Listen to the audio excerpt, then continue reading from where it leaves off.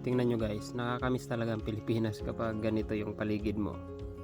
Diba, napakatahimik.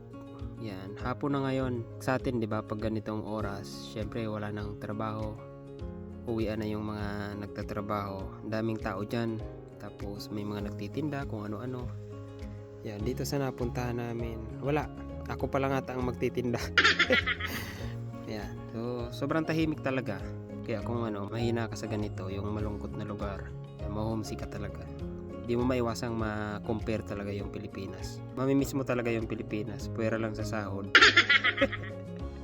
Yun lang talaga yung real talk guys. Siguro kung mataas naman talaga yung sahod sa atin, hindi mo na kailangan talagang lumayo. O ganun talaga. So, ayun. Malungkot pero masaya kasi kahit papano, nabibili mo dito yung gusto mo. Na dati hindi mo nabibili sa Pilipinas. Kasi dito lahat affordable kahit na ganito, tahimik, malungkot. So laban.